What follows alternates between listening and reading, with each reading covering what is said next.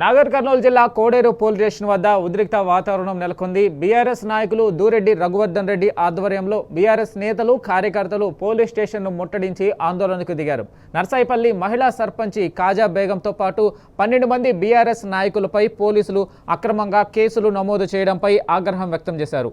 రైతుల కోసం వరి కొనుగోలు కేంద్రం ప్రారంభిస్తే కేసులు పెడతారా అంటూ నిలదీశారు. గ్రామ సర్పంచి వరి కొనుగోలు కేంద్రాన్ని ప్రారంభించడం నేరమా అని ప్రశ్నించారు. అక్రమ కేసుకు సంబంధించిన పూర్తి వివరాలను పోలీసులు వెల్లడించాలని కోరుతూ పిఎస్లోనే బైఠాయించారు.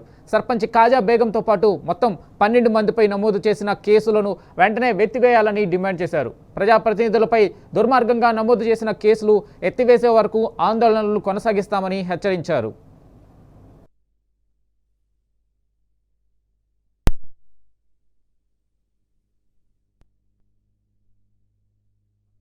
నర్సాయిపల్లి గ్రామం కోడేరు మండల్ నర్సాయిపల్లి సర్పంచ్ నేను కాజా బేగం.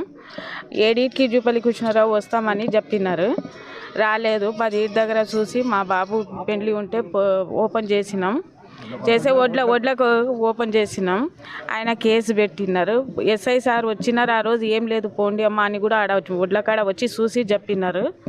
మళ్ళీ మాకు 12 మంది మీద కేసు పెట్టినారు. ప్రతి ఒక్క దానికి కేసులు పెట్టుకుంటూ పోతూనే ఉన్నారు. ద్వారా అందరికీ, రాష్ట్ర ప్రజలకు అందరికీ తెలిసేటట్టు ఖచ్చితంగా ఇట్లే కేసులు చేస్తే ఉద్యమం చేయాల్సి వస్తుంది. ఈ కేసు తక్షణమే మా సర్పంచ్ మీద పెట్టిన కేసు, వార్డు మెంబర్ల మీద పెట్టిన కేసు, 12 మంది మీద పెట్టిన కేసు, నాయకుల మీద పెట్టిన కేసు ఉపసంహరించుకోకపోతే రాబో రోజుల్లో ఎస్ఐ గారు మేము దీన్ని ఉద్యమంగా చేస్తాము, న్యాయ పోరాటం చేస్తాము, న్యాయంగా చేస్తాము. ఇప్పుడు ఫోన్ చేసి ఎస్ఐ ఏమంటాడు, మీరు వేరే చేయొద్దండి, మేము దౌర్జన్యం చేయడానికి రాలే, ఈ ప్రజాస్వామ్యంలో ప్రశ్నించడం కూడా తప్పే అంటే మా మీద కూడా కేసు పెట్టండి. ఇది తప్పకుండా కేసు మీడియా ద్వారా ఈ మొత్తము డిపార్ట్మెంట్ వాళ్ళకి చెప్తే ఈ కేసు ఉపసంహరణ కావాల్సిందే. మేము కోర్టుకు పోయి ఛాలెంజ్ ఎన్ని రోజులైనా సరే కేసు ఉపసంహరణ జరగాల్సిందే. మేము కోర్టుకు వెళ్ళము.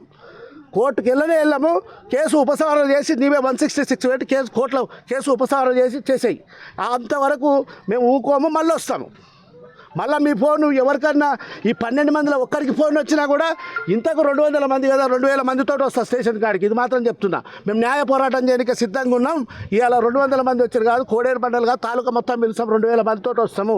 మేము తప్పకుండా ఇది కేటీఆర్ గారి దృష్టికి, అరెస్టుల దృష్టికి తీసుకుపోయి ఇట్లా జరుగుతుంది, అన్యాయాలు జరుగుతుంది కొల్లాపూర్లని మాత్రం తప్పకుండా మేము తెలంగాణ భవన్కి దాకేటట్టు ఇది చేస్తాం. మా నాయకుల ద్వారా కూడా కొల్లాపూర్ తీసుకొచ్చి న్యాయ పోరాటం చేయమని కూడా అడుగుతాం.